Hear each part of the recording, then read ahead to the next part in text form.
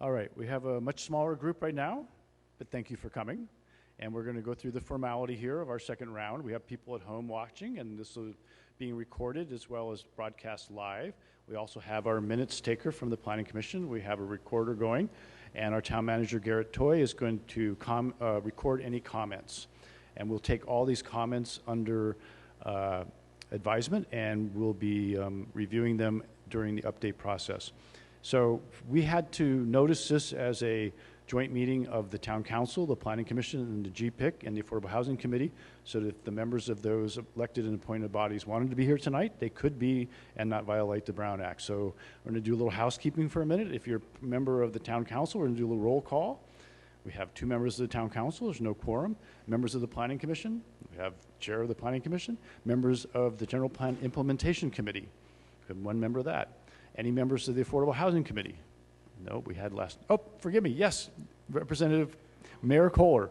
So we've done the roll call.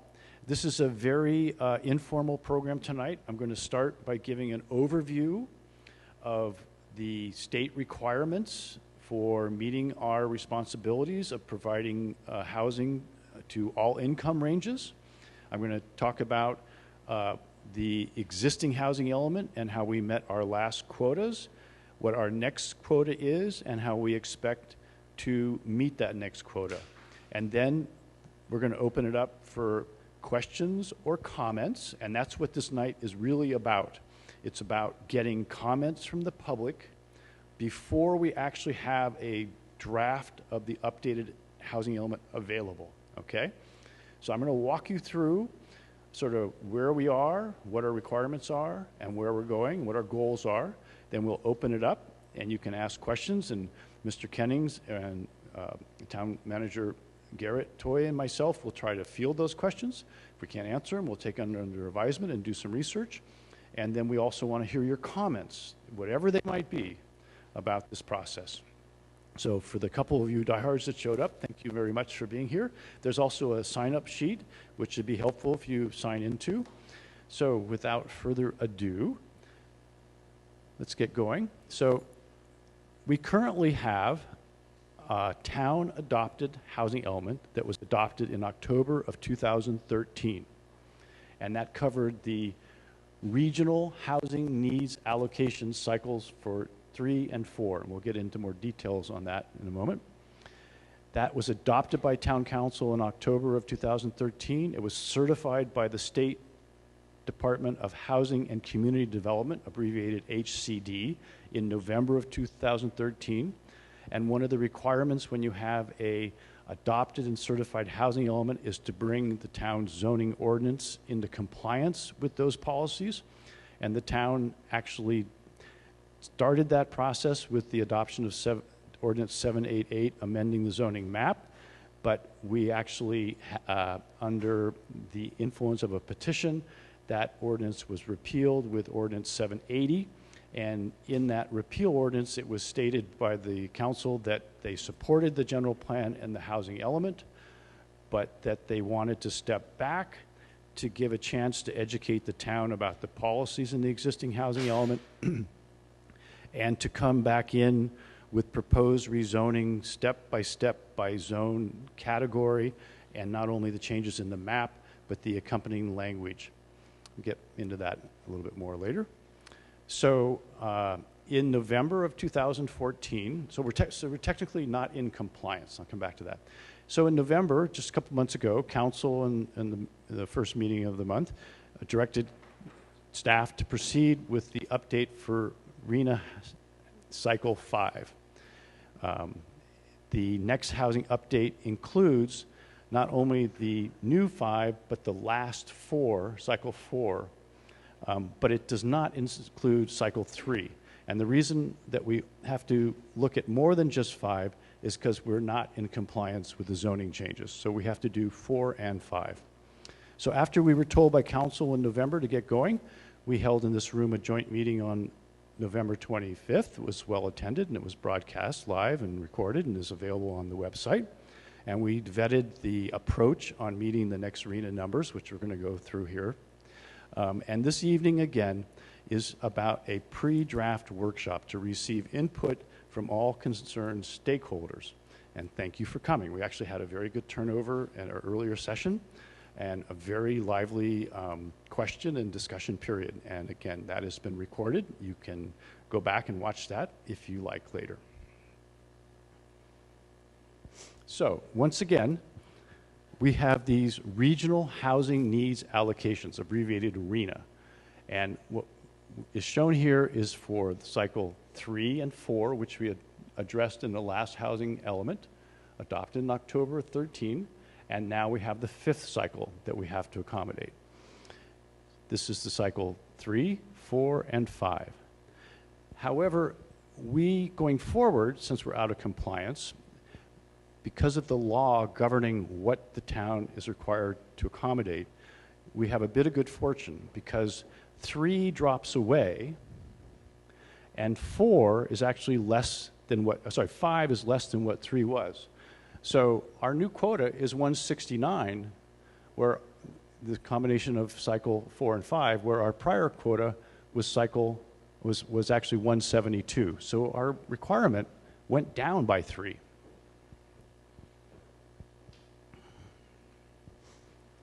So So if you notice here in our requirements, there's columns that show ranges of affordability.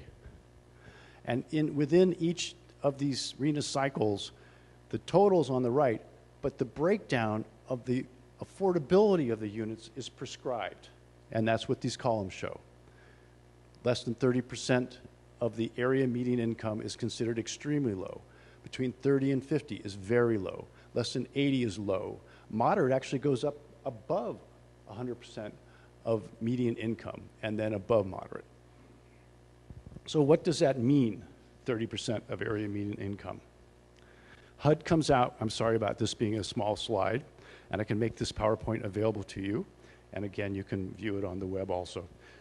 But this breaks down affordability as of 2014. These are issued by HUD periodically. And this is the household size, 1 person up to 9. And then here again are these income ranges. So for example, as of 2014, a household of 1 of less than 30% of the median income would be an income up to $23,250. At the low end, $6,205. A household of 4 people, low income would be, even if you're making $88,600 in Marin, you're still in need of low-income housing. And I think earlier this evening, we heard that the average household income of a household of 4 in Marin County right now is, I think, $96,000, was that it? Yeah. So that's what affordability means.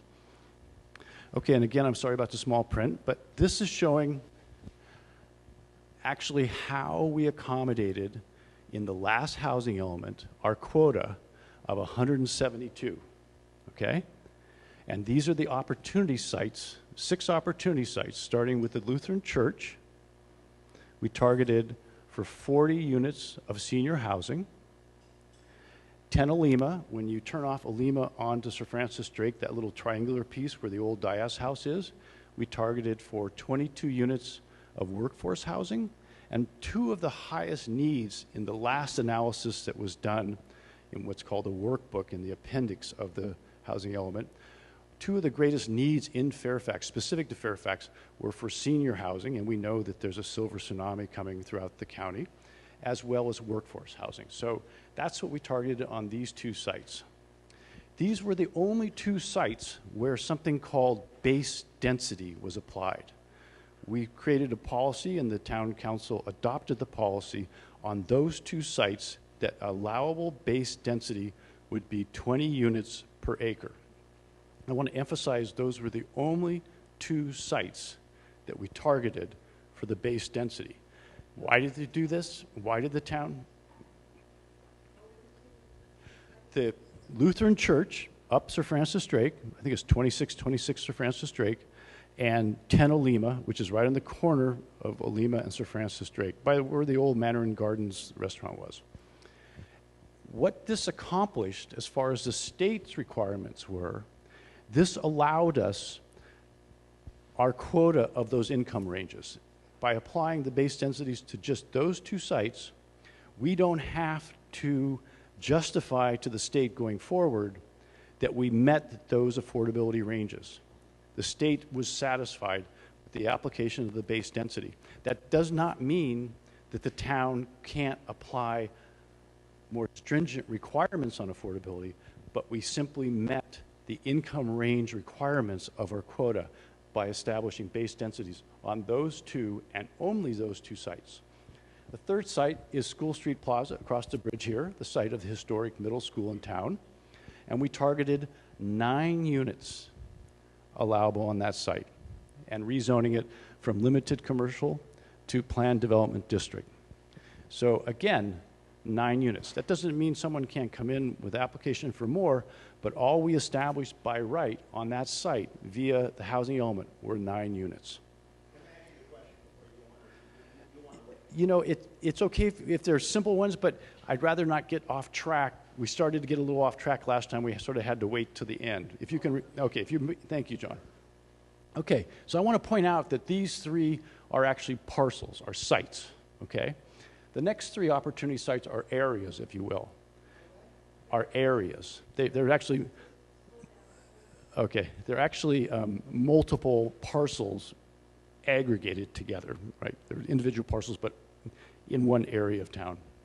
So the first is referred to as the West Side Commercial, and that includes the old Good Earth, the gas station next to it, the Fairfax Market, and then that little strip center further up Sir Francis Drake where there's the veterinarian and the exercise place, and there's actually a couple of, about 3 units up in the back above that commercial, as a matter of fact. That's called the West Side Commercial. The Fair and Selm Plaza, which includes both sides of the road and all the parking lagoons. We targeted 22 units in Fair and Selm, and that could be a combination of the building on parking lots and aggregating parking somehow to make up for the parking, or in fact making use of the upstairs empty space. There's some really high vaulted empty spaces, and if you recall, those 2 buildings actually have offices on the 2nd floor that meet in the middle, so they've already actually improved some of the 2nd floor in those buildings, and they're built really strong. Max Friedman had actually reclaimed some incredible beams, and the place is built like a very strong structure.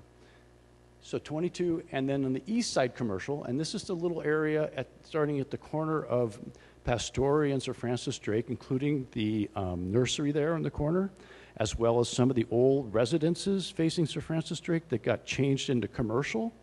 It turns out we actually have kind of a glut of commercial space in general throughout the Bay Area, and particularly in Marin. The demand is not as high, and a lot of those homes we thought could go back to residential.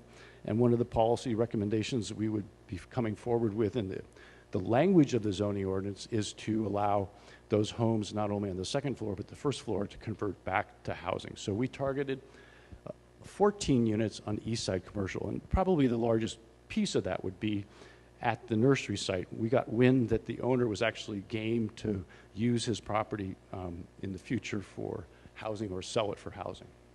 So 3 sites, 3 areas, 6 opportunity sites, if you will, areas or sites, total 124. So how did we get to the 172 that we were required? Well, it turned out we were able to take advantage in the quota of already zoned property.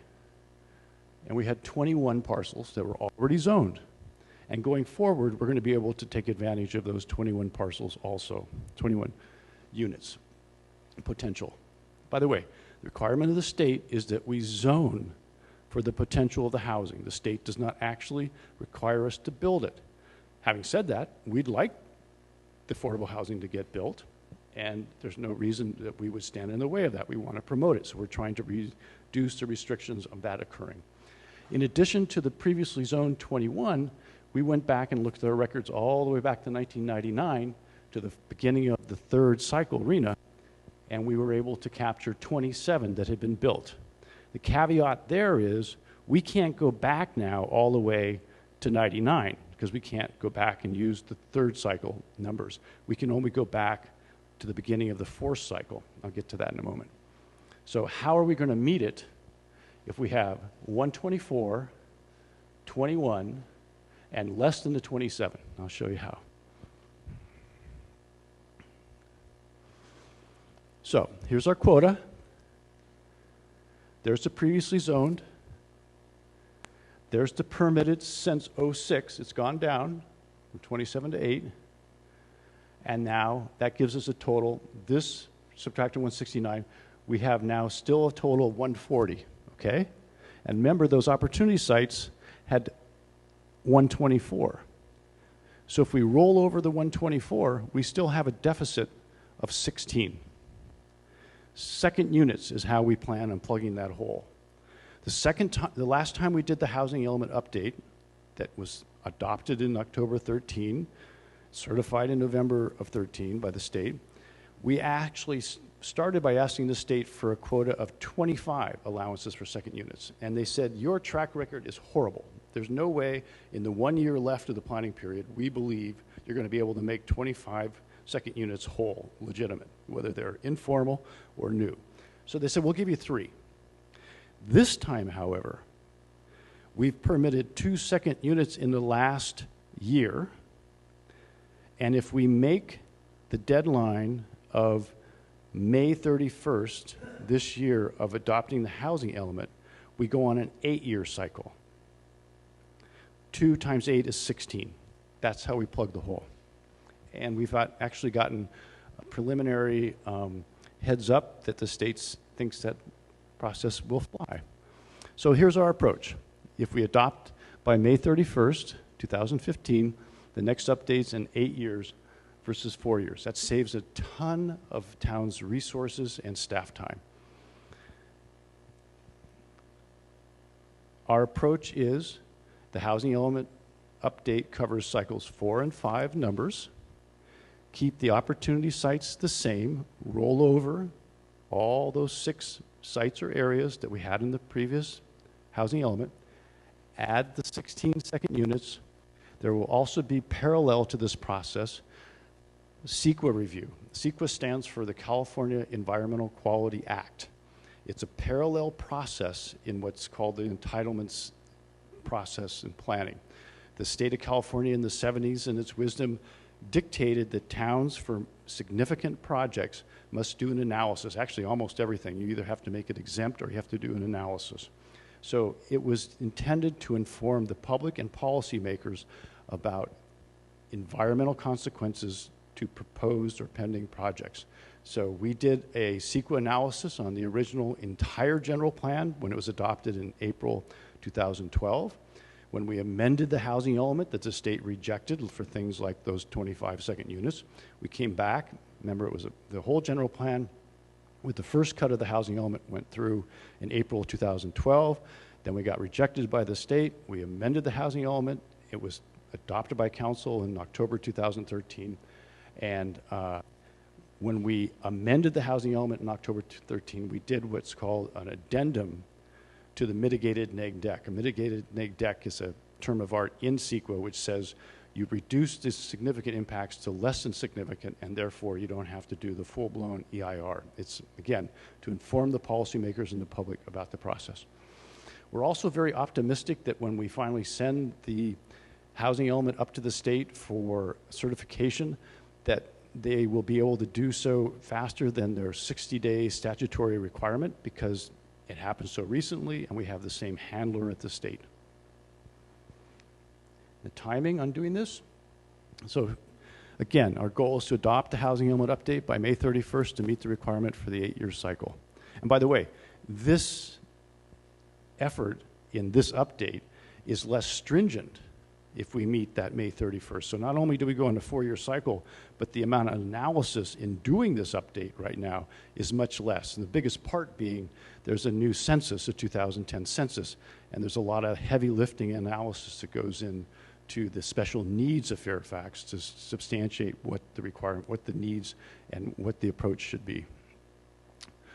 So here we are at the workshop. The state actually requires municipalities to hold a workshop before the draft comes in, and that's what we're doing tonight. We want to get feedback and hear from you on your comments, concerns. They'll all be recorded tonight, Garrett's here as our hand. He'll be actually writing these down. Joanne, our minutes takers, taking notes for the minutes. And our consultant and sub-consultant will actually review every one of the comments and address them in the update if relevant. The next joint meeting of Affordable Housing Committee and the Planning Commission, when we get the draft housing element in, we'll review it in February, then push it up to council. That goes from the Planning Commission to the Town Council. Town Council in March will consider the draft housing element and then hopefully send it on to the Housing and Community Developments for submittal. We will hopefully get that draft back, much less than the 60 days. We're hoping we'll get it back in 4 to 6 weeks, max. And then we would take it back to the Planning Commission that would then recommend, perhaps with some tweaks, that the Town Council adopt it. And then we would take it to the council, hopefully in your meeting in May, which I think is May 4th. So that's the game plan. Some of these dates may change based on some people's schedules, but we're hoping to do this at the regular Planning Commission meeting, which this one is the most likelihood of changing, and possibly the normal council meeting in March, the normal Planning Commission meeting in April, and the normal Town Council meeting in May. But stay tuned because they may have to massage a little. So, any questions on what I laid out right now, or any other technical questions before we hear from you on any comments you might have? And again, there's a sign-up sheet going around, so those of you that came in late, if you could sign in, that would be really helpful. John, why don't we start with you? Will this be the only comment I'll be able to make? No. Okay. Well, Jim, I was concerned specifically, I have other concerns, but I'll get to that later, with the number 9 units for School Street Plaza.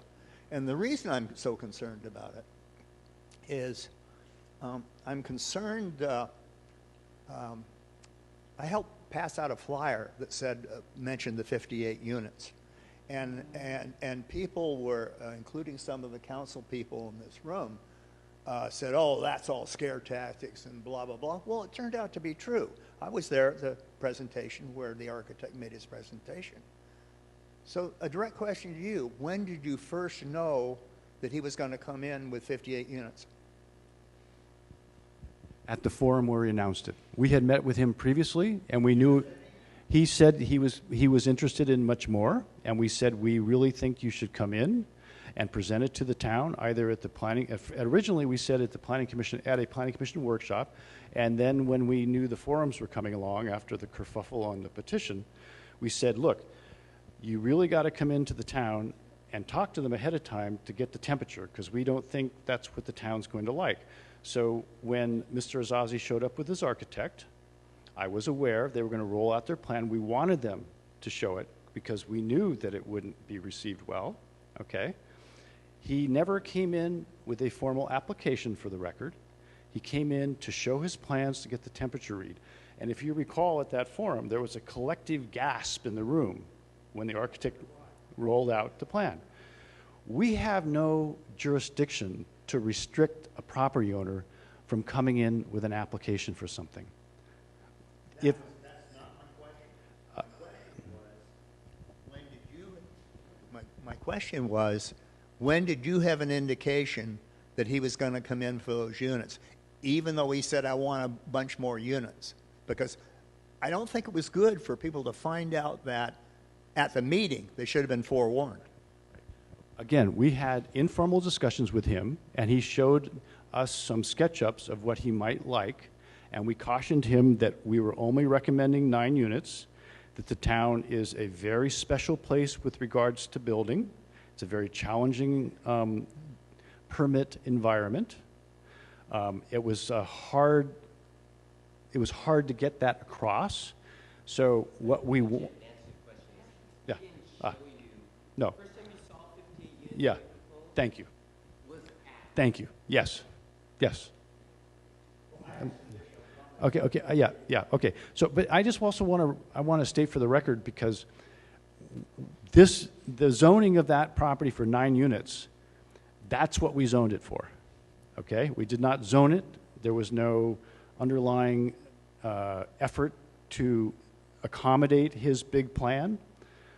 Again, as a property owner, anybody has the right to come in with whatever outrageous plans they might want to put forward. And we never received a formal application after that event. Thank you. You're welcome. Just quickly, when will the PowerPoint that you just presented be available and how?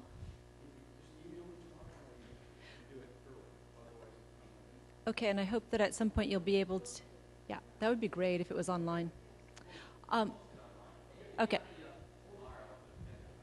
Okay, and just following up on his point here, if somebody does come in with an application that's much higher than what it's zoned for, maybe at some point you could go over what the process is like if, all of us say, well, maybe 9 would be okay, but, 200 is not okay.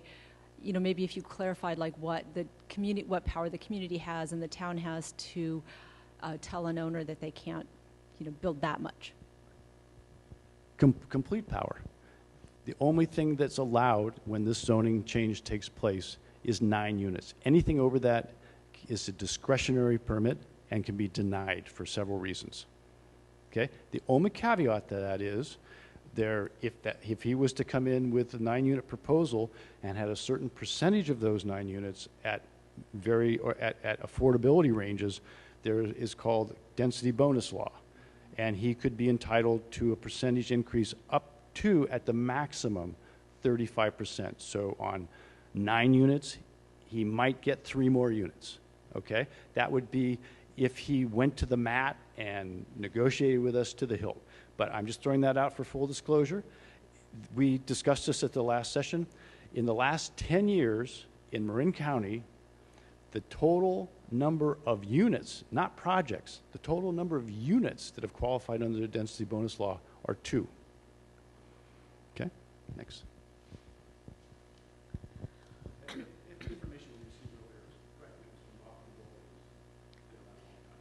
Okay, I'd like to know, when we were zoned as urban instead of suburban, how do these, and then we were rezoned again back, how do these figures?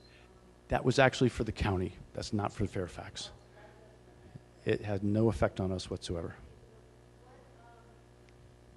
They're basing this on needing housing for people that don't have a lot of money, saying we don't have enough housing like that here. And has there been any investigation on how much?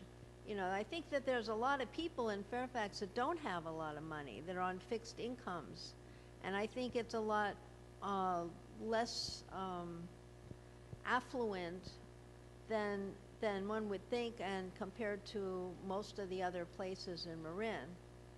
I'm not against having low-income housing, but when they came up with these figures of what we're supposed to have they looked at what's here? And then I have another question. The numbers come down from the state Department of Housing and Community Development, and they're given in lump sum to the local regional authority, the Association of Bay Area Governments, ABAG, which is made up of representatives from all the municipalities that are appointed to that body. And then they distribute the numbers based on their analysis. And it is kind of a Rubik's Cube understanding what that analysis is. And I can't fully reflect that analysis, but we then get assigned a quota. You had one more question that we're going to move around. Yeah, there was, I came to a planning department meeting where some people were trying to put some insulation on their walls and put a window there. And they were turned down because that was going to be too much like a living space and could turn into a second unit. Well, if our whole, if we're trying so hard to have more units, why do we have to build so many more units that when we have places that do exist that maybe could become like that? And then the planning department was hell-bent on not letting these people have that because it was going to become a second unit. Actually, planning staff only makes recommendations. The planning commission makes the determination, and it's appealable to the town council. That was a very recent application, and it was an amendment to an application that had been approved just a few months ago. And in building what was approved, the people went further than what was allowed, okay? So they had received approvals, a use permit for improving, to legalize already extended living space downstairs. And the town code is very prescriptive on the number of square feet that are allowed on a particular lot size, okay? And that particular project was not in regards to applying for a second unit. If it had been, we don't know what the outcome would be. It was sort of mission creep, if you will, from what had been allowed. It started with the washer and dryer that was in a approved bathroom legalization, but then they found some issues with steps, so then they wanted to put the washer dryer up in this uninhabitable space, which often we allow, and then all of a sudden they wanted to floor and put windows in, and once you do that, you're incentivizing not formal living space to be used as living space. So we like people to go through the process. So they were not applying for a second unit. Had they, we don't know what the outcome would be. More questions? Thank you. Maybe a few quick questions, and then I do have a few comments. There aren't a lot of people here, so maybe there'll be time for me to do both. But the quick questions. It's clear to me that this whole thing is it's necessary bookkeeping because of the state law, the housing element, and so on, fit the quotas and all that stuff. So that's what you're working on. I appreciate what you're doing with that. But in a way, it begs some of the questions that some of us have about what would really be appropriate for Fairfax and what other considerations are there. So I just wanted to make that comment. So one question is, in terms of Fairfax meeting the ABAG quotas, in terms of their quotas for different levels of housing, would it be possible for Fairfax to substitute additional, say, very low income units instead of, for example, market rate units? They specify so many in each of these categories. If the people in Fairfax say, unlike maybe parts of Marin, that we would like to have more housing for people who have very little money, so they have a place to go and live. We're not so worried about that. But does that mean we also have to have a lot of market rate units as well, or can they be substituted? That's one question. There's nothing that stops the town from applying stricter affordability levels to these sites or projects coming in. That's looking at it one direction.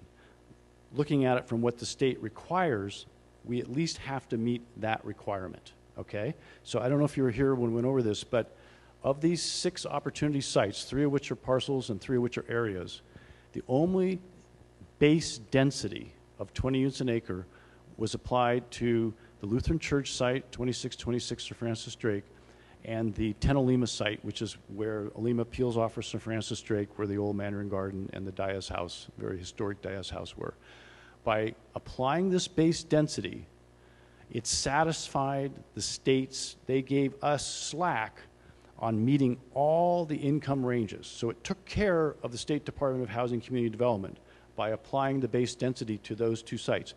Having said that, it means we're off the hook with HCD, but it doesn't mean that the town can't go further. And I'll just speak a moment more on this. We heard a lot during this update process, and we heard a little bit, leading up to where we are right now in this update process, and we heard a lot the last time around also with the concern of what about creating truly affordable units, and what about making them available to town folks? And these points are well taken. So again, there's nothing that precludes the town from going further in incentivizing truly affordable units.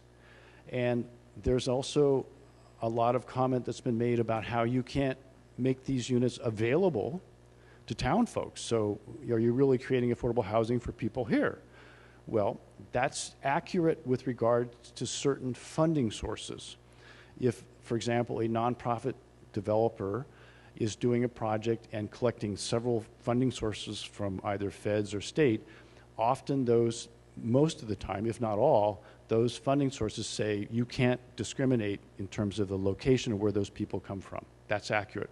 Having said that, If there's private monies involved, as long as you're not violating the Fair Housing Act in terms of discrimination, you can target certain populations. Larry mentioned a project in Mill Valley across from the high school that is restricted to. There's a project across from the high school in Mill Valley called Pickleweed, which gives preference to workers for the city. So I can't speak on the legalese of it, but there's nothing stopping the town to push the envelope to see what sort of ways that we can make sure we're providing as affordable housing units as possible, and to the extent that we can target special populations, do that. Sure. I think I want to follow up for you. So go back to the chart that showed how much moderate, go, I think it's the next one. No. Well, yeah, okay. So what I believe Alexander's asking is, look at the numbers. Where you have, let's say, moderate 19. If we instead, and we said instead, well, I'm just looking at one number just for an example. Then if we said, okay, we're going to do 20 extremely low, can we substitute out and only have 10 moderate? I believe that's what you're asking. For example, all those above moderates can. Oh, sure. Can you? Well, it's not clear from this chart because this chart looks. Will the state permit that? And will, even no matter what we have in our housing, will the state permit us to do that? Because in central commercial, there are a number. There are allocations. I know it's all projected, but there are allocations in these different categories. And if Fairfax is saying, well, we don't care about adding that many more above moderate, we'd rather have more very low, extremely low, and so on, will the state allow us to make that substitution? And in a way that if a developer came in and said, you know, that's okay with me, except I want to be able to do the above moderate the way the housing element states, and you can't stop me because I'm allowed to do that. Or can we? You know, that's a good question. And off the top of my head, I would answer it that you could go in the more affordable direction, but I think I would rely on legal response to that, because that it could be that they want those ranges specifically. I can't speak completely to that, but let me just say something, that because we applied the base density to those two sites, we're through with all of this with HCD. And it's my understanding, and I learn something every day in this business, and I make mistakes, but it's my understanding that nothing ties our hands from creating more affordable units by being more proactive on affordability ranges. But I'd have to double check that caveat. And I believe there is something in state law, I'm not an attorney, but that enables the town to negotiate with other constituencies that have their own housing elements who might prefer to have less low-cost housing to do a substitution, a trade with them. So we would get some of their low cost, which make them very happy, and they would get some of our market rate. That's an interesting comment. I can't speak to it. The point's well taken, and we'll look into it. We're going to mix it. So I was just following back on a question she asked. Don't we do some sort of housing needs assessment in the housing element that tries to look at how many people we think need low-income housing versus moderate versus, is there some sort of census data analysis that does that? That's supposedly that's how they came up with these numbers, but in the update that's going on right now, our sub-consultant working with Mr. Kennings is doing some heavy crunching on analyzing the new 2010 census data. So that's the biggest piece of the analysis going into this update, is looking at what are the characteristics unique to Fairfax. Anybody else before we go back over here? I guess this is again about including second units or legalizing second units and including them in the numbers here, going from 2 to 16 or what that jump is. What's the process in place now and what outreach is happening in Fairfax to allow owners who potentially have second units or already have second units to take, to get amnesty or whatever it might be. I know there was a time and it sort of failed. And where do we stand now? And Okay, so there was an amnesty ordinance when I first got here 6 years ago, and it lapsed, and then we rolled it over, updated it, rolled it over, and then that has lapsed. And there's a policy in the existing housing element to resurrect the ordinance, the amnesty ordinance. And in fact, there's been a lot of discussion about increasing the incentives in the next rollover of the second unit amnesty ordinance, and specifically with regards to two of the most onerous requirements for second units, and that would be parking and sprinklers to fight fires. So a little sidebar on this is every 3 years the state fire code gets updated, and it gets adopted in January. And January of last year, the town council adopted the new fire code. And actually 3 years before that, they did the same thing.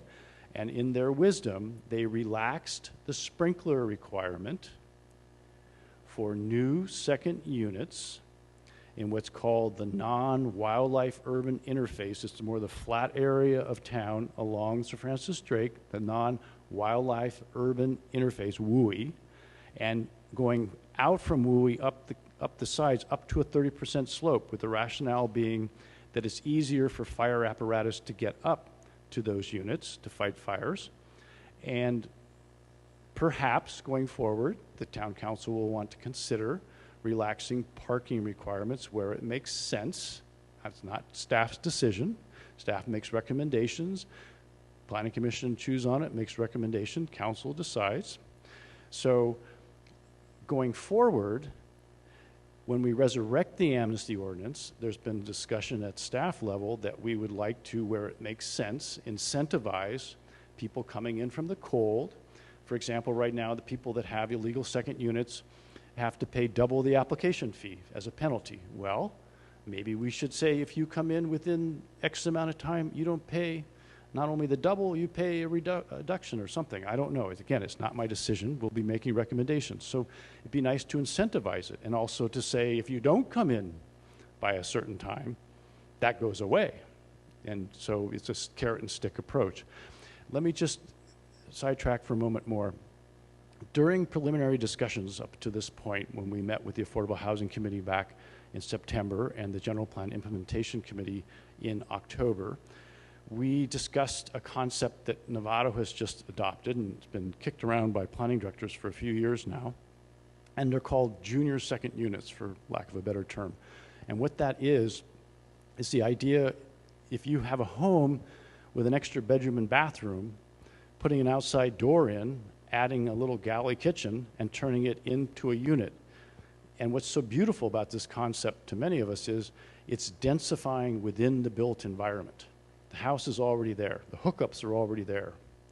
You can't restrict occupancy in a room under the Fair Housing Act, either the federal or state, to less than 2 people per room. And you turn that room into a little studio. Likewise, you can't restrict the occupancy down to 2. So nothing changes in terms of the potential occupancy. You also don't have to pay for the owner's hookup fees. So junior second units have been kicked around. A lot of folks are, in the last session, are keen to see the town adopt some regulations to promote junior second units. The state wants to see a track record, just like with not allowing us to count 25 last time. They're not keen on a standalone policy regarding junior second units. They want to see a track record. So if we change the town ordinance to allow junior second units, it's going to be a unit to them. It doesn't matter. So we can go forward with the concept of junior second units in adjusting, if the town wanted to, its ways that it regulates second units. Not the amnesty ordinance I'm talking about. I'm just talking about there's a section of the code in regards to accessory dwelling units or second units.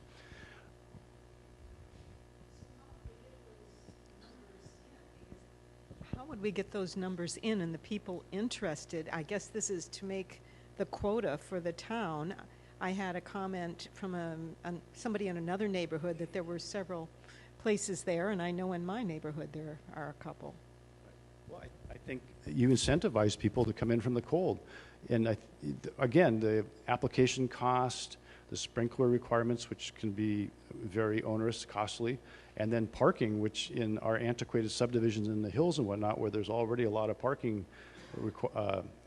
lack of parking in many neighborhoods, that's a very touchy issue. So we did research the last time around, and by comparing county records, we're pretty confident that we can substantiate a minimum of 30 illegal second units in town. And we have a strong indication from several ways that we have at least 50 more. And if you, depending on who you talk to on the street, some people say we have hundreds. So I think there's plenty of even existing second units. And I think if you incentivize folks to get out from under the double application penalty, and this is my choice, it's just staff will make recommendations. You incentivize them with relaxed sprinkler requirements where it's appropriate in more safe areas, and where in proximity to transit, maybe small efficiency second floor units in the downtown, you relax parking requirements. I don't know. This remains to be seen and needs to be hammered out in the public forum. Well, as people come and do their own developing or get a second unit or whatever, can we bring these numbers down because we're That's how it works. Okay, and then my other question is, what about that thing about for every low-income house there might be 2 more luxury units that that a developer can build, so that these numbers may not really reflect what's really going to happen here? The density bonus, or for the low-income housing, then they get to build 2 more market value houses for the low. Are you talking about density bonus? No, I'm not sure. Oh, okay. If you're talking about the density bonus, there is state law that was drafted or came about in 1979, and it's been amended several times, most recently in just the last couple of years, and is specifically designed to make it hard for communities that don't want to allow projects with affordable housing to be able to do that. So, and it's based on a percentage of the project that is affordable, and it can go up to 35%. So, for example, on School Street Plaza, that was targeted for 9 units, not a base density of 20 to the acre, but 9 units. If that owner had come in with a high percentage, the maximum, or the amount that would allow it for the highest density bonus of 35%, he would get theoretically 3 more units. So he would be going from 9 to 12, but by creating a certain percentage that's affordable. And it's a sliding scale. It's a very onerous table, but it does exist. Other questions? Just to drill down on the facts, if Mr. Azazia came in and said, I want to do 9 of the extremely low, then he would get the maximum density bonus of 2 to 3. If he came in with above moderate for 2 of those units, let's say, then he wouldn't get the 3. And in fact, if he came in and he said above moderate for 7, he would get probably none. So it's important to recognize that the amount of the density bonus is tied to the quality, if you will, or the characterization of the building that you intend, the units that you intend to build. It's not a, I'm going to build X, therefore I get 35% more of X. It's you get 35% more only if you go for the most generous type of structure.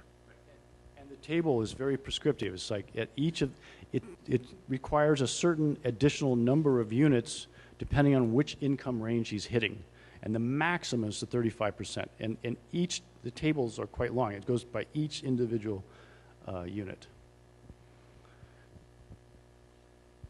So just along the same lines, I'm forgetting the name of the other project now besides School Street is Olima, Tenolima. I believe that in the housing element that's set up as what, was it 20? 22. And I believe that the owner talked about maybe making half of them affordable. I'm not sure what level of affordability, but I believe half or even less than half would be sufficient for him to get a full 35% density bonus, which would up it from 22 to 35% more than that, or am I mistaken? Again, it would depend on the number of units and the threshold of affordability. It's a sliding scale. The maximum would be 35. And in our last session, Mr. Bob Pendoli, who actually was interim director here and has been a planning director throughout the county and is currently chair of the board of the Marin Environmental Collaborative for Housing. He's also the acting executive director of the Marin County Workforce. He's been around the county his whole career. He said that in the last 10 years, going off what he said, the last 10 years in the entire county, there have been 2 units that qualified as under the density bonus law. And it is an onerous process, my understanding anyway. I'm sure there's probably exceptions to this, depending on the jurisdiction and the developer and the municipality. It is an onerous bargaining process. And with jurisdictions like this, where these projects are going to be small, I can tell you with great confidence, developers don't like going to court. They lose money. The lawyers make money. Developers lose money. It's a lose-lose if you really get to fight. It turns into a bargaining process. And I will add this without getting too far into the woods on this subject, is that at the General Plan Implementation Committee last week, we actually discussed, this was on the agenda. We discussed it, and they set up an ad hoc subcommittee to start drafting recommended policies, because in our existing housing element, and which will in all likelihood have to be a part of this next housing element update, we are on the hook for creating our own ordinance accommodating the state requirements. And while we can massage the bonuses and the requirements to sort of guide developers a certain way, but we have to get out in front of this process. So this ad hoc committee is going to be drafting up recommendations. Then it'll then go up the food chain to the Planning Commission and land at the Town Council.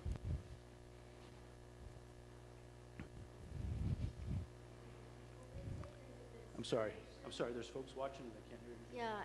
Yeah, will they take into consideration with the number we're supposed to have if someone is building a certain amount of low income and then they wind up being able to build a few more, and can they take that off the market value amount? So it works like this. These things come along every 4 to 8 years, the cycle, okay? And the town's requirement is to zone for the potential of the housing, to create the zoning that allows the housing. It's not required to actually build the housing. Personally, I hope the housing gets built, and it's not to try and throw you off. I mean, we're doing this and hopefully removing roadblocks for the housing to occur. But our job is not to actually build the housing.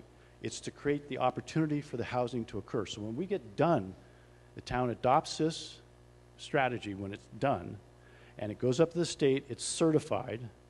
The only next step is to be in compliance with what we said we'd do, the town said they would do, and what the state certified as okay to meet their threshold, and then you just have to adjust the zoning ordinance to comply with the general plan land use element and housing element. So the town is done when it creates the policy for these things to happen.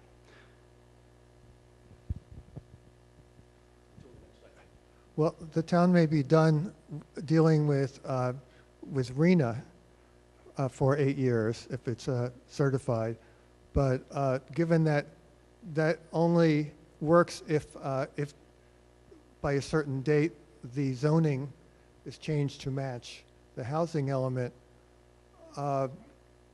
we may still end up with a problem in terms of how, if a lot of this housing is built, some of these other considerations, such as traffic, parking, and so on. And just one comment I wanted to make is that, I wrote this down, the regulations, I found this in the IJ, that California state is drawing up to implement law SB 743, mandate that project analysis must ignore traffic congestion as a negative environmental impact. And in December, IJ writer Dick Spotswood informed readers that, quote, similar efforts are in the pipeline to prohibit crowded schools or scarce water resources as negative environmental impacts. So my concern is also that assuming this is certified and then the zoning is changed to match, then aren't developers by and large permitted by right, if they choose to go to court, to, if they meet those requirements, that the town has very limited ability to say, no, that's not okay, you can't do this. That's what I'd like to hear more about, and I'd appreciate you and other people on staff talking to that issue in the real world. Again, the actual occurrences of those sorts of events happening are low, but yes, by the letter of the law, if a developer comes in meeting the thresholds, he is entitled to the density bonuses. Further, if he meets certain thresholds, he's not only entitled to the density bonuses, he's entitled to certain incentives beyond that go from 1 to 3. And if he can prove that the incentive he's actually, and he doesn't have to take just your incentives. If he can prove, if he asks for different incentives, and he can prove that he cannot build the project without those incentives, you're restricted from denying it. You have to go to court to fight it, and if the town loses, you pay for the attorney's fee. And often parking is the most valuable incentive from the developer's standpoint. They're very happy once they get the parking relaxation, because when the price of land, it's very onerous requirement. Our code for the town is basically set up for more parking than building on the ground. Okay, to be really clear about the environmental impact, CEQA, the California Environmental Quality Act, is not changed by this density bonus or by the housing requirements. CEQA is still in place. So any developer would still have to either have an exempt project or would have to meet a CEQA analysis by us. I'm going to differ with you just a little bit, Phil. Phil is recently elected chair of our planning commission, and he's also a real estate lawyer, among other aspects of your law degree. So forgive me, I'm going to go out. And you're on the subcommittee that's going to be looking into this. So I've read a little bit different, and just for full disclosure, I just want to verify that it's my understanding, and please look into this, and we're going to be following up on all these comments, that actually under the permit density bonus law, actually they pick up an exemption on certain occurrences. So if we could get to the bottom of that, that'd be very helpful. It's either exempt because it comes under a CEQA exemption. The CEQA law was not changed by this. It still applies. There is an exemption. There is an exemption for infill projects to a large extent too. More comments? Well, wanted to give everybody a chance to speak. I'm John Sargent. Lived in Fairfax for 44 years, and I'm rather disturbed at what I'm hearing. It seems like the town and the planning commission is going full speed ahead with the kind of projects that over 1,000 voters said they didn't want. And the mere fact that it's bifurcated into all these different elements, at least for me and I imagine some other voters, don't make it any more acceptable. I think, and it disturbs me when I go to some of these meetings because, let me give you an example. I don't see any emphasis being placed on things that are important to me about this town. That is traffic, parking, and water. And that's particularly disturbing to me when I hear a planning commissioners say, well, the lack of water, quote, we can work that out. Well, how the hell are you going to work it out? I have attended water board meetings, and believe me, they don't have any plans, realistic plans, to provide more water to our residents. And yet, it seems to be that's not given any real consideration at all. Traffic. If you commute out of this town and come back, you've got to realize that it's awfully, awfully difficult, especially during commute and school hours. And yet, I don't see any real consideration being given to that problem. Now, I know urban planners, and the same thing happened at the county level, have this vision that people are going to take mass transit. And I think they're dead wrong. There will be some people that use transit. And I'm even more convinced of that when I talk to the Marin Transit people, and they tell me they will not provide any additional transit until after a year after a project is completed, so they can analyze what additional transit they need. So, no,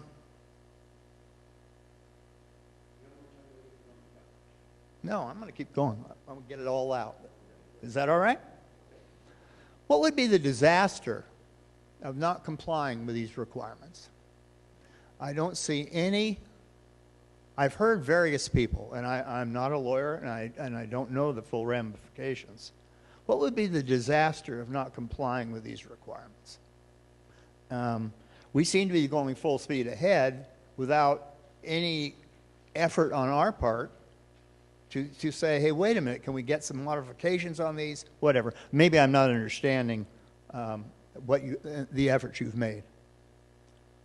And I don't think these dog and pony shows, these presentations, should be misconstrued as representing the true feelings of the majority of Fairfax residents.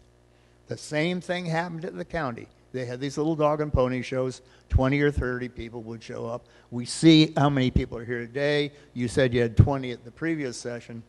That doesn't, you should not be fooled. It may be a legal requirement to reach out to the public, but you should not be fooled that this in fact represents the feeling of Fairfax residents. And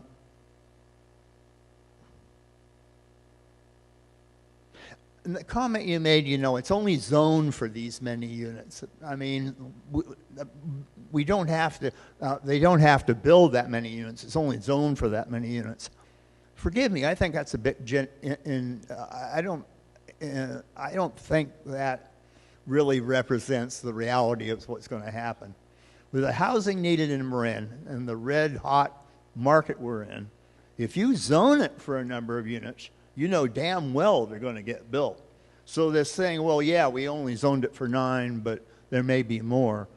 I think that's a bit disingenuous. And finally, I don't think you folks would dare put this issue on the ballot so that Fairfax residents could vote on it. And I'm personally, the more I see these dog and pony shows, I am convinced that that is the answer. Finally, again, those 58 units at School Street Plaza. At the very least, Jim, you and your staff should have, when we had the initial presentation about that, should have said 9 units, but the applicant has indicated he wants much more. The reason you had a gasp from the audience is they were totally unaware of what was going on. And that gets back to our referendum, doesn't it? When the general public found out what was going on, they rejected it. So I hope you will give some of these points your due consideration. Thank you. Thank you for your comments. There keeps being this question, if you zone them, will they all get built? And I am curious about that. Somebody had showed me a chart of the different housing elements in the different towns in Marin. I think Tiburon passed their housing element. And it seemed like, but I don't have it in front of me, that the amount that they zoned for and the amount that actually got built was on a huge scale of difference, something like 12 to 144. But I don't know if that's actually correct. So if somebody could dig that up and see why they built what they built and how they passed it and what their situation is. I don't know if there's anything comparable there, but I was kind of curious. It was the only one that seemed to have been passed. And so I'm not going to go by those numbers. I would just think somebody should look it up and ask, what are they doing and what's different there? Maybe that now that they've passed their housing element, they will build all those. I don't know, but I'm just curious. Thank you. Other comments?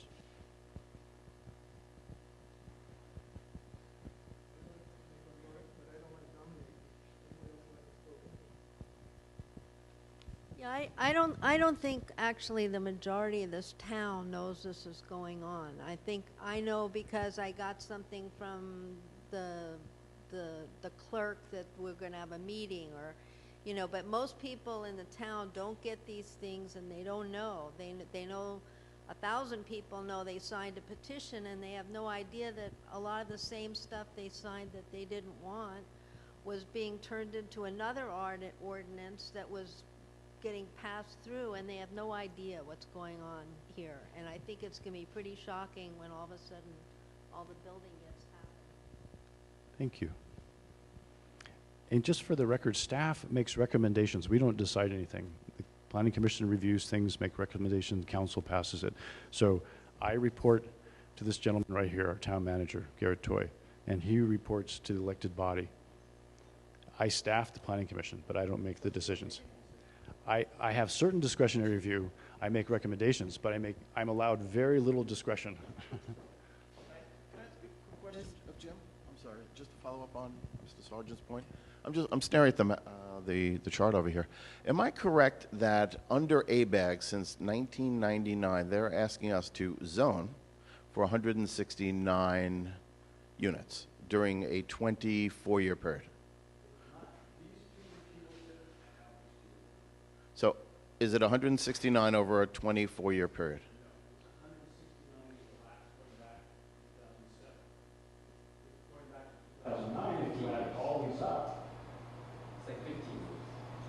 So it's over the period of 2007 to 2023. They're not all cumulative because of this Sunday go full tree. If you're not compliant, you go back one cycle. Okay. Well, I think Mr. Sargent's raising an interesting point, so let's drill down on it a little bit. During what period of time is that 169 to be zoned for? What period of years? Up until if we get it passed by April 1st of 2023. Starting in? I'm sorry. Are you saying, if I could just, are you saying that from the period 2007 to 2023, the number is 169? During that 15-year period? Correct. Okay, so it's 169 units zoned.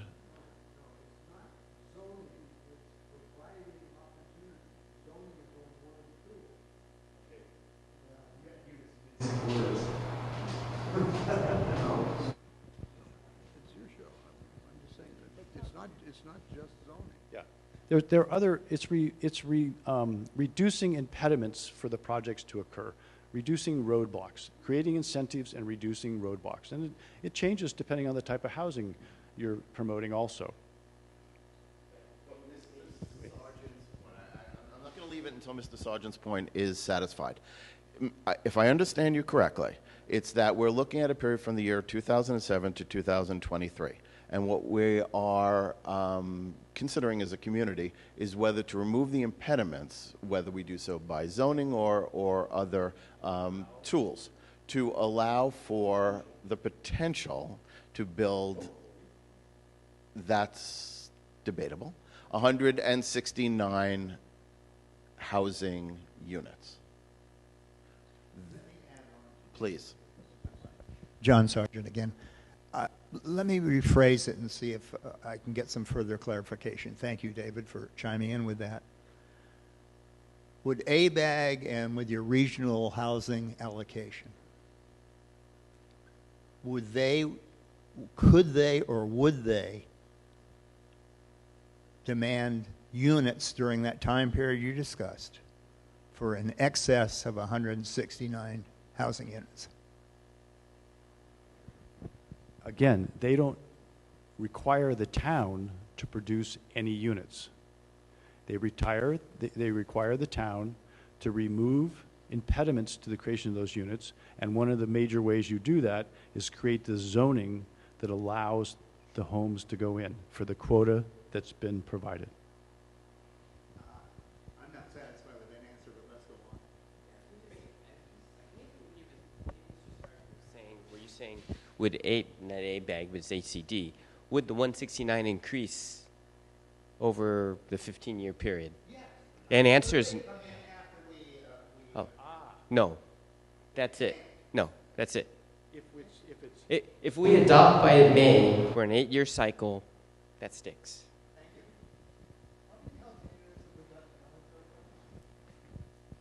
believe it's about 3,300. So if all these were built, that might be another 5%? Is that about right? Sounds like just about 5% more. I'm just trying to get a perspective on that. So, yeah, about 5%. Okay. I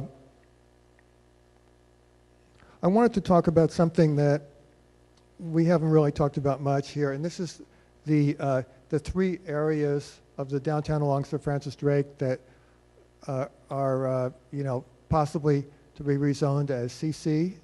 So you know which 3 areas I'm talking about.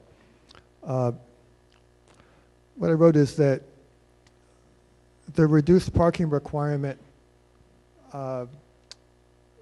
bonus or incentive to developers. And in that area, it's been my observation, for example, that a number of these, they're in different areas, but a lot of them are around Fair Anselm on both sides of the street, and there used to be a lot of excess parking spaces there. People would even come in and carpool, Sierra Club, hikes or whatever, or going to Spirit Rock from parking their cars there. And now there's often virtually no parking between the Good Earth moving and between the meditation center that's opened up in that area that often has events. And there have been a number of other things that have already come in so that if I want to go to the post office, it's often hard to find a place to park just for that. And so I'm concerned about parking for upstairs second units and so on, or in some cases, they're not just upstairs, but they're perhaps new dwellings that have 2 levels, where those people are going to park unless off-site parking is provided, and sufficient off-site parking, ideally for at least 1 car per unit, as far as I'm concerned. Right now, I was at the town council meeting back in December, and one resident of an adjacent neighborhood spoke on behalf of his neighborhood, petitioning the council to have permitted parking on their blocks, because already there's, with bicyclists and so on, there's no place for the people who live there to park. And I'm just concerned that, again, this may go in the housing element, and maybe none of this will be built, but to the degree any of this is built, if we don't plan ahead of time, if we're planning, let's plan ahead of time for how parking is going to be accommodated, and that parking incentives will not preclude our being able to do that adequately, so that things don't get worse for all of us in town, and particularly for the people who live in the adjacent neighborhoods. I think it could be a real mess, and I'd like to see the town take some kind of proactive planning stance around all of that, rather than just go ahead with saying, well, these are the numbers and maybe they won't get built and so on. To me, that's not good planning. Nothing personal, I'm just saying. So your point's well taken, and if I could just briefly, when we were drafting the general plan that got adopted in 12, these were the same sites. The numbers adjusted slightly. They were the same sites. And part of that general plan is a circulation element. There's 7 required elements, and then 1 optional element the town created, which was the town center element, okay? And in the town center element, and the circulation element, and I believe the land use element, it calls for doing what you just said, getting out in front of the parking issue, okay? And part of where we were headed this last summer, before the petition and the kerfuffle and the forums to try to educate the public on where we were headed towards 3 forums to create a town center plan. The town center element calls for the creation of town center plan. And part of that process is to look at the potential for a managed parking strategy. A lot of, for example, the Fair and Sound Plaza is still bicyclists coming in and parking there. Still, the Good Earth is having a heck of a time managing that. The parkade used to be paid parking at one point in this town. I know it's not like it as an idea, but managed parking is the way you go. You designate places for employee parking so they're not taking up valuable front spaces. And John, you missed something at the council this last week, which was on the consent item because it had been passed over 2 times in 2 prior meetings, which was the response or the staff report on the last forum. And what we heard in both forums was the concern about traffic. Okay, so what the council passed on the consent item last week was giving us direction, him direction, and then me direction to hold a traffic forum. So we began today. We took actually some traffic counts. We did license plate surveys in October. I went out on a limb a little bit, just a little bit, with volunteers. And we did traffic counts while school had started in the morning and the evening. And now, because we got licensed last week, our traffic engineer, Mr. Parisi, is going to analyze those things. And we're going to put together a dog and pony show for a traffic forum, which will be coming this spring. So you mentioned parking, you mentioned traffic. We're doing proactive. Well, you know, Jim, that all sounds nice, and we're going to have these study groups that are going to analyze and whatever. And, gee, I don't have that expertise. But I do know what goes on in this town. And the traffic is horrible. And I don't seriously know what could be done about that. But the major concern I had with that is it's not giving enough emphasis within these planning meetings and discussion of these projects. I think that traffic is a big one, and I don't think, and one other quick comment. You know, last Friday I came into town and I was going to order a pizza. And I went around Fairfax for about 20 minutes, and I couldn't find a parking space. So how in the world is anything you're going to do lessen that problem? I mean, you can't, I don't see, other than a big parking garage, how you're going to get a lot of new parking spaces. Well, in the planning world, what you do is you look at the problem and you analyze it and you figure out things, okay? And there's 3 kinds of knowledge in the world: what you know, what you don't know, and what you don't know, okay? So, for example, we know there's a lot more traffic. There hasn't been a lot of building here, and yet there's a lot more traffic. So this analysis that's going to be done now and presented at the forum, among other information, household changes and what that does for driving patterns, we're going to burrow down to try to figure out what the heck's going on with traffic here. There's a study going on right now with Marin Transit on bringing back the yellow buses for school. Okay? There's a traffic study that I'm a part of the technical advisory committee on that Transportation Authority of Marin is doing, looking at the transit corridor from Fairfax to the transit center in San Rafael. It's a complete Pandora's box trying to improve transit while you've got so many cars, but it's being looked at, okay? So that's what happens in the planning world. And part of what I'm looking forward to finding out about this license survey is where are these people going, where are they coming from, and then the other analysis that we'll be doing in preparation for the traffic forum is looking at how have the demographic changes, the town people changes, influenced those things. One other little factoid, backing up to something you said about, somebody said about housing stock. You know, when Larry did the analysis, what's called a workbook that went into the preparation for the last housing element, this is now dated material back in 06 to 07. I got here in 09. But at that time, approximately 30% of the homes in Fairfax were occupied by one person. Okay? And forgive me for sounding a little professorial for a moment, but I used to teach for 10 years at a major university. I used to tell my students that the first year after World War I, according to HUD figures, the average home in America was 800 square feet, and the average occupancy was 4.3 people. 40 years later, by 1986, the average size home had gone to over 2,000 square feet, and the average occupancy had gone to 2.2. We more than doubled the size of homes and halved the occupancy. We're victims of success, and now we're trying to figure out how to lower our greenhouse gas footprint.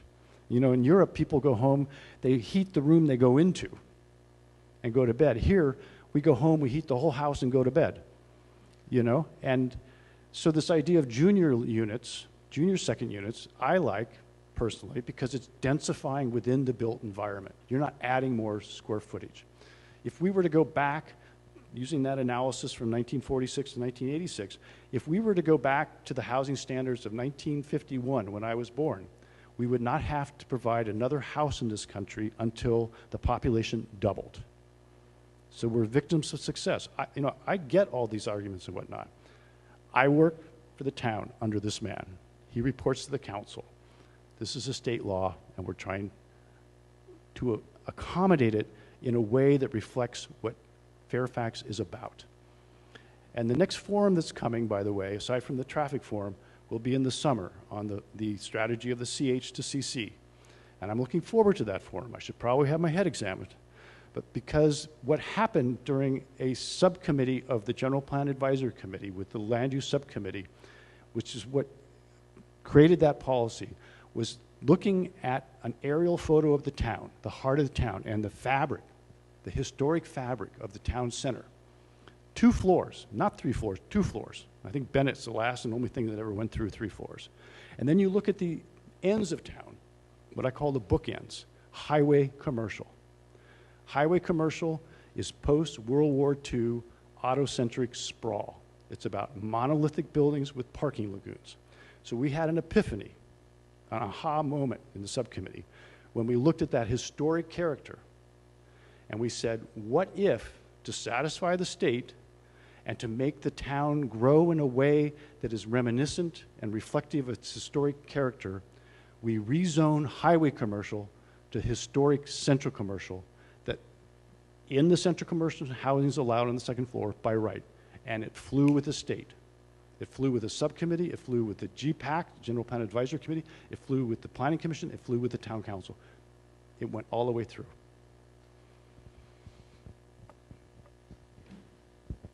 I just want to come back to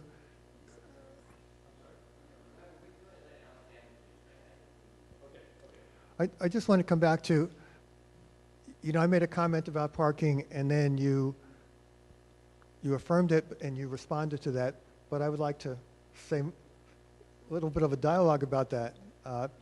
That I understand that the original plan was to have planning for the town center happen this past year, if I understand it, and then with the whole kerfluffle about all this, it got postponed. But as far as I'm concerned, unless and until that happens, and the aspects of that having to do with circulation and with parking in particular are, those problems are solved to a sufficient degree, I can't imagine that I would go along with rezoning those 3 areas to central commercial, and without this other problem being solved first, not after.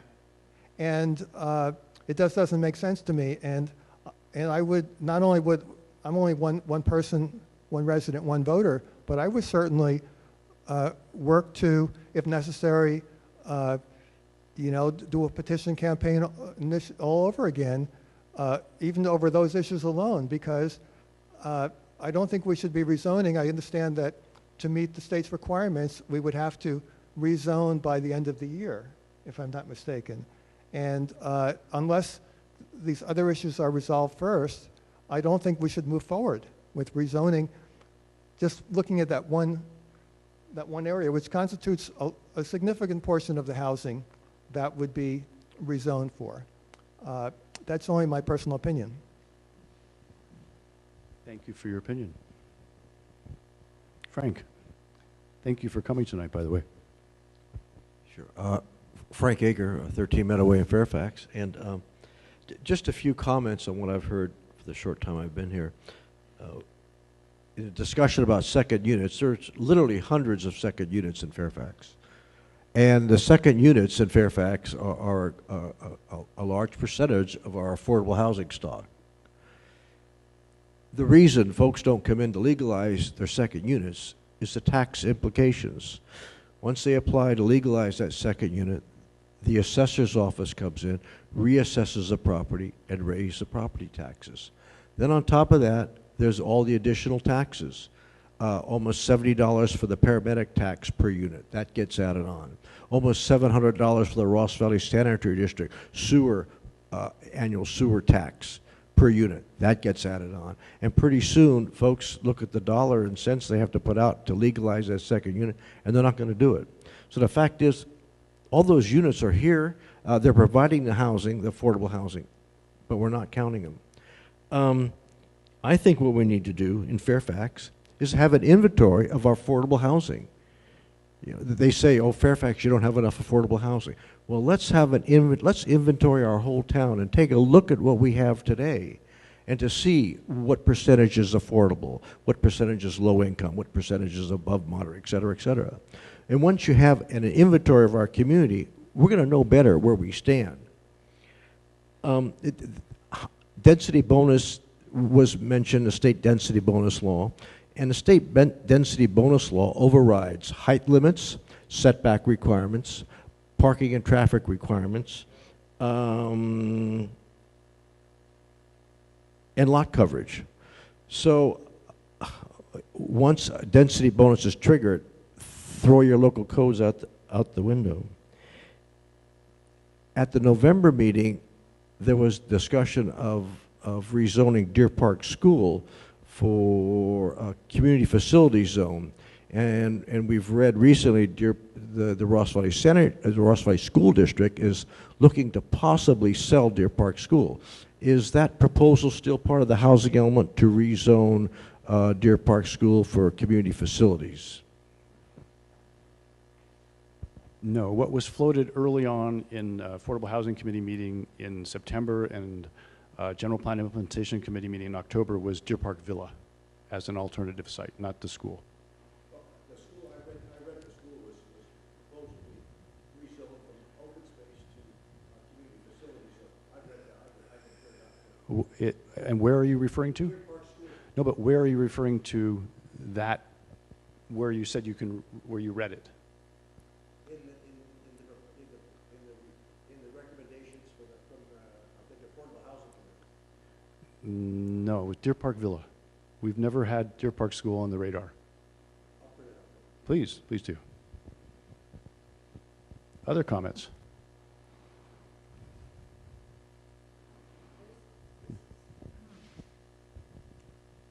Comes from just nowhere, except that related to what Frank said. I've lived here about the same number of years, probably as John, and lived in 3 different neighborhoods in Fairfax. And the population of this town, the sign, has been the same the whole time I've lived here. And in all those 3 neighborhoods, I know that the population is different. And that it goes back to what has been mentioned here, that there's hundreds of illegal units. And the parking was never addressed in the same way, for example, that San Anselmo did, to actually have the parking regulations control the number of people living in second or illegal or junior second units. So I'm just wondering about that number there, that number that the population has never changed on that number in Fairfax for at least 40 years. I called during the voting census, and, you know, how do we count those people? How do we do what Frank has recommended to find out really who lives here and how they would be able to be counted in the affordable or whatever the requirements here are from ABAG and RENA and et cetera? Off the top of my head, I'm not sure how we would, but your question and is on the list, and we'll dig into it. Thank you. I can only really judge by what I see in my own neighborhood. And when I first moved there, 2 of the present residents were retired people who only came out during the summer and whatever. There was a lot of open space up Madrone Road. Now there's 3 or 4 houses there with multiple vehicles. Right across the street from me, there's a neighbor who was one of the retired kind of residents that now has 3 or 4 vehicles. What happened? I think as the housing stock turned over, you got away from people with 1 vehicle and maybe sort of retired and whatever.